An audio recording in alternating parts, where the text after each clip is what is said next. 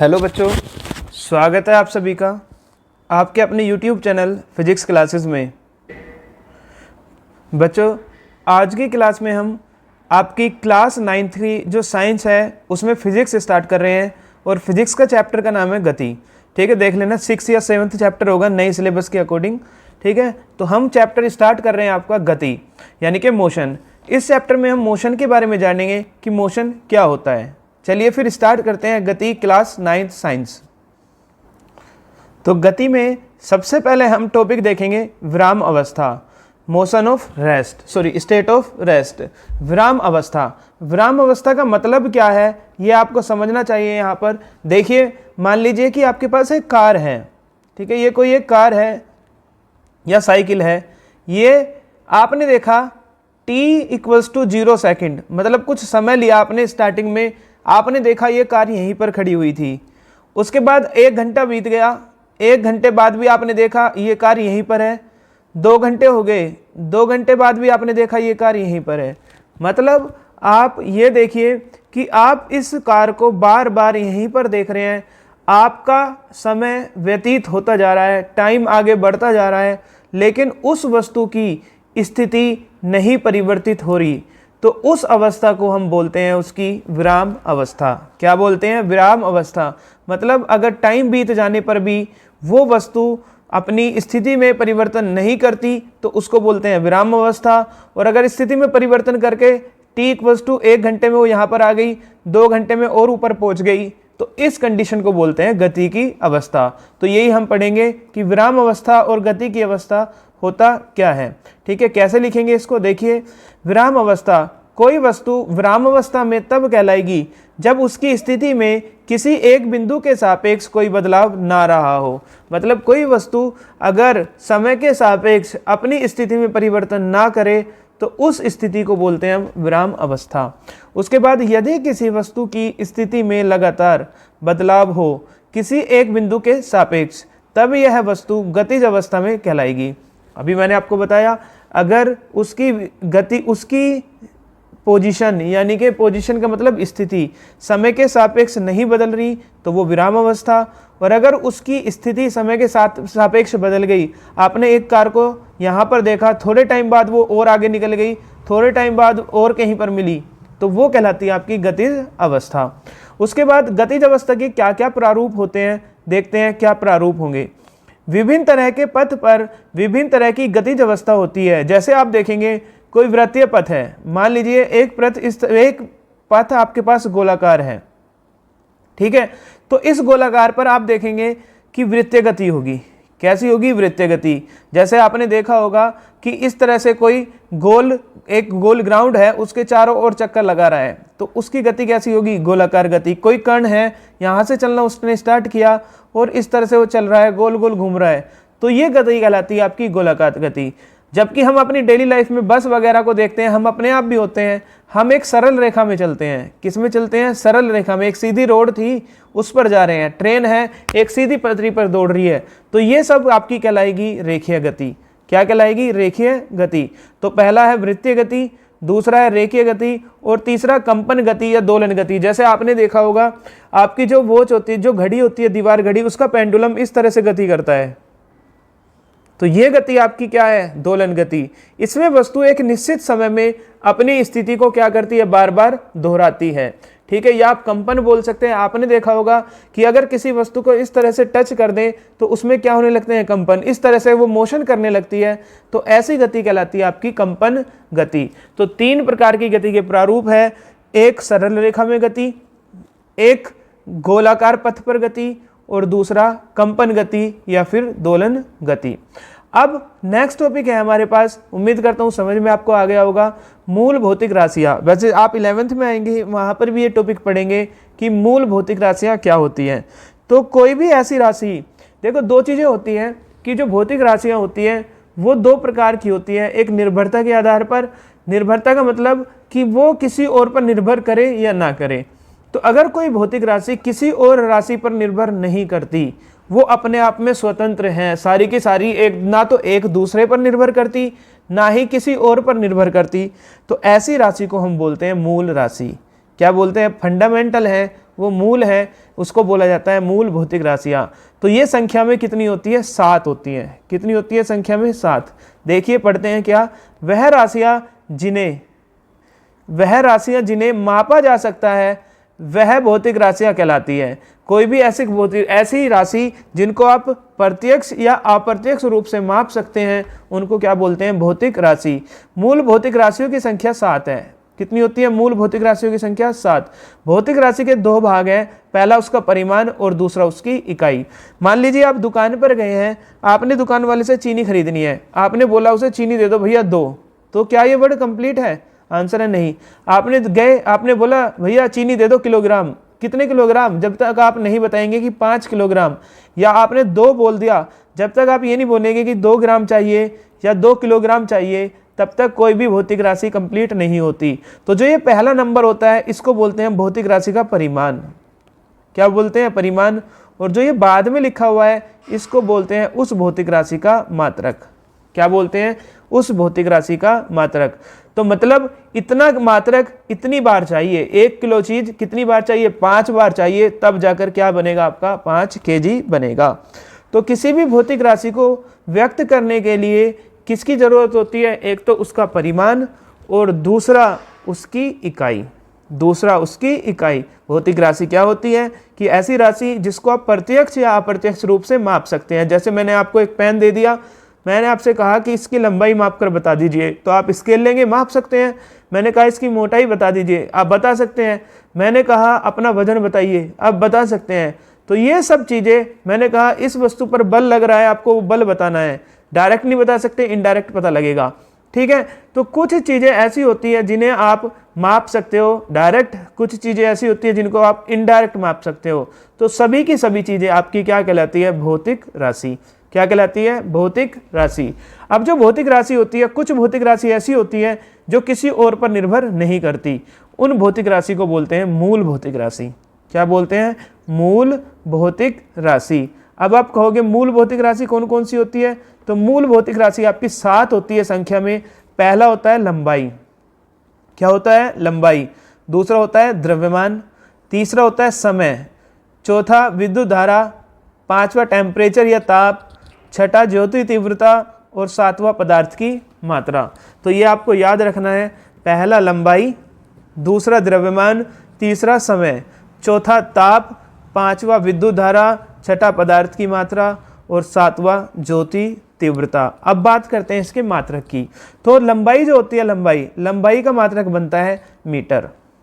आपने सुना होगा word MKS, metre kilogram second. तो जो लंबाई होती है, लंबाई का मात्रक बनता है मीटर। जो द्रव्यमान होता है, द्रव्यमान का मात्रक बनता है किलोग्राम। यानी कि अगर आपको द्रव्यमान को नापना है तो आप द्रव्यमान को किस में नापेंगे? किलोग्राम में।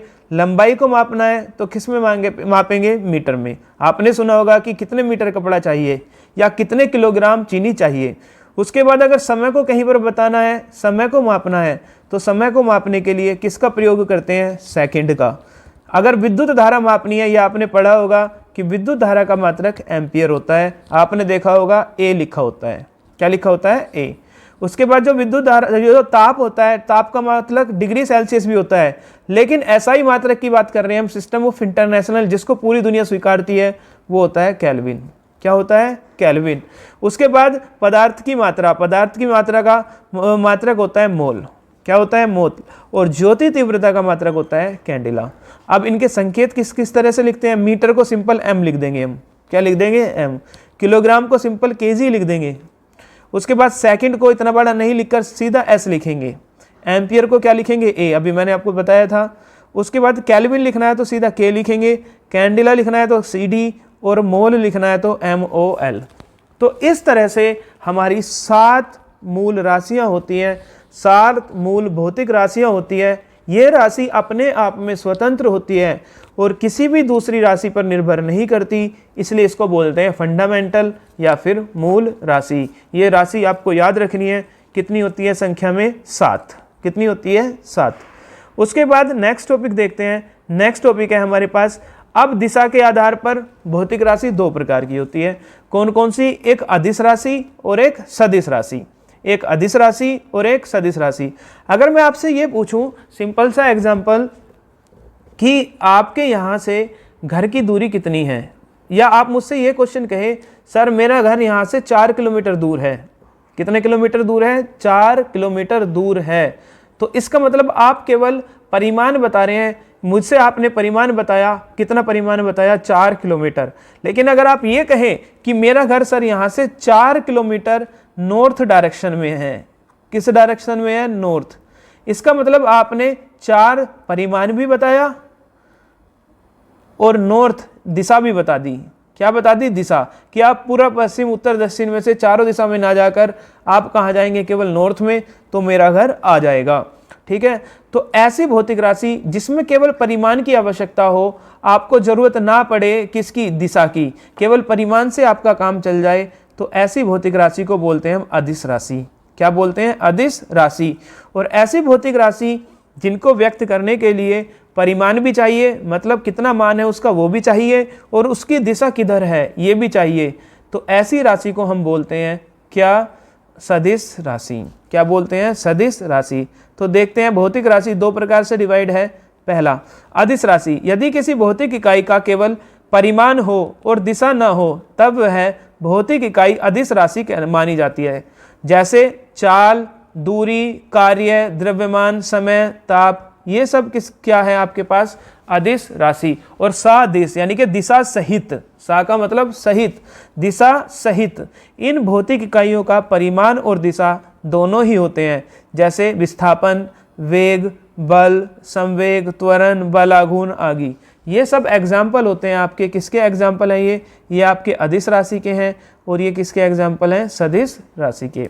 तो इस तरह से दोबारा समझ लीजिए, अदिश का मतलब होता है जिनको व्यक्त करने के लिए केवल परिमाण चाहिए, दिशा की जरूरत ना हो। आप बोल दे कि 5 किलोमीटर है, और जिसको व्यक्त करने के लिए अगर आप कहें 5 किलोमीटर नॉर्थ है, तो ये विस्थापन है।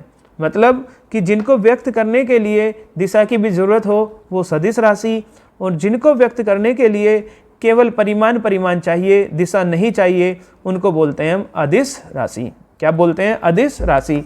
इनके उदाहरण आपको याद रखने हैं। आपसे क्वेश्चन में दे दिया जाएगा कि चाल कैसी राशि है, तो चाल कैसी राशि है? अदिश राशि।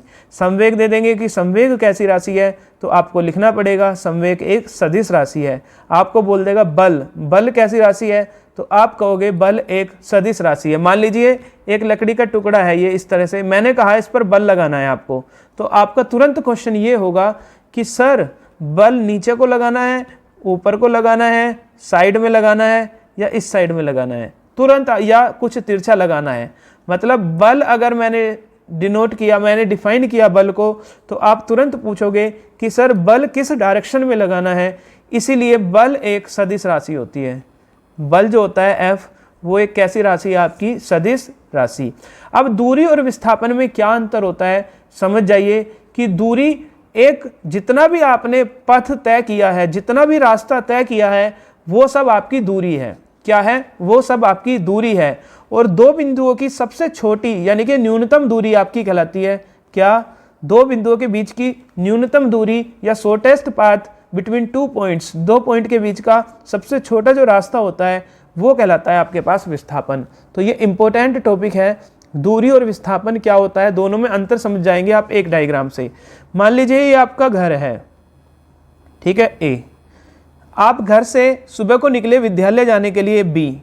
ये आपके 10 किलोमीटर की दूरी पर है। कितने किलोमीटर की? 10 किलोमीटर की। आपका स्कूल में मन नहीं, ये घर है आपका होम, ये आपका स्कूल है।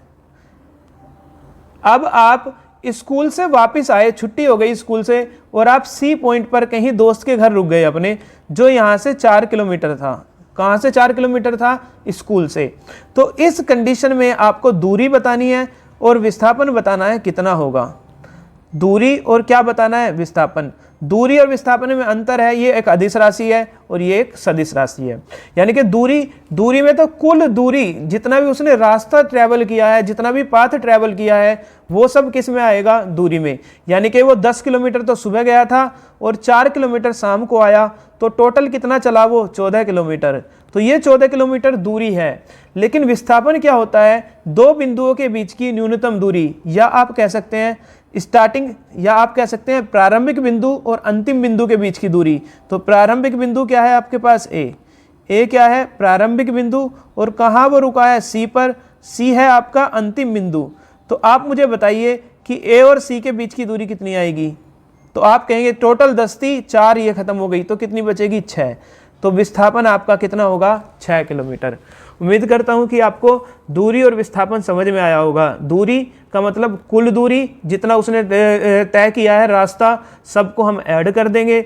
और विस्थापन में हम देखेंगे कहाँ से वो चला था और कहाँ पर उसने ख़त्म किया है। उन दोनों के बीच की न्यूनतम दूरी क्या कहलाती है आपकी विस्थापन। क्या कहलाती है विस्थापन। जैसे एक कण था वो वृत्ताकार पथ पर चल रहा है, उसने ए से चलना स्टार्ट किया, इस तरह से चला और चलकर दोबारा ए पर ही रुक गया, एक चक्कर उसने लगाया। तो इसमें आपको दूरी निकालना है और क्या निकालना है विस्थापन। तो विस्थापन दूरी क्या होगी टोटल, यहाँ से चला चला चला चला इस तरह से और दोबारा यहीं पर आ गया। तो इसको हम बोलते हैं इस वृत्त का क्या बोलते हैं, इस वृत्त की परिधि। और परिधि का मान कितना होता है, अगर इसकी त्रिज्या r है तो परिधि का मान होता है 2 पाई r। तो कितनी दूरी वो चला 2 पाई r। और विस्थापन कितना हुआ, यहाँ से चलना उसने स्टार्ट किया था और यहीं पर वो रुक गया। तो क्या उनके बीच में कुछ दूरी है, तो आंसर है नहीं है। तो विस्थापन कितना होगा 0। तो सर्कुलर पाथ पर, वृत्तीय पाथ पर विस्थापन एक पूर्ण चक्र में विस्थापन कितना होता है 0 और दूरी कितनी होती है 2 पाई r। ये आपको याद भी रखना है। तो लिखेंगे पढ़ेंगे वास्तविक पथ जो कोई वस्तु अपनी प्रारंभिक स्थिति से अंतिम स्थिति के बीच चलती है का माप उसकी दूरी कहलाता है। तो दूरी क्या है, टोटल जो पथ है वो क्या कहलाएगा दूरी। टोटल जो पथ है जिसने उसने ट्रेवल किया है वो सब क्या कहलाएगा दूरी। उसके बाद दूरी एक अदिश राशि है जिसका केवल मापन, जिसका केवल परिमाण होता है, दिशा नहीं होती। उदाहरण रमेश 65 किलोमीटर की दूरी चलता है। तो दूरी मैंने आपको बताया अदिश राशि होती है, इसमें दिशा की कोई भी आवश्यकता नहीं होती। जबकि आप विस्थापन की परिभाषा पढ़ेंगे, विस्थापन में क्या होगा, ये दूरी है, ये विस्थापन है। विस्थापन में क्या होगा, किसी वस्तु की प्रारंभिक एवं अंतिम स्थिति के बीच न्यूनतम दूरी का मापन होता है। तो अभी मैंने आपको बताया कि विस्थापन में प्रारंभिक और अंतिम स्थिति के बीच की जो न्यूनतम दूरी होगी उसको विस्थापन बोलते हैं। अब जो विस्थापन होता है वो एक सदिश राशि है। कैसी राशि है विस्थापन, सदिश। और दूरी कैसी राशि थी, अदिश। दूरी कैसी राशि थी आपकी, अदिश, जिसका मापन और दिशा दोनों होते हैं। तो विस्थापन में दिशा भी होगी और माप भी होगा।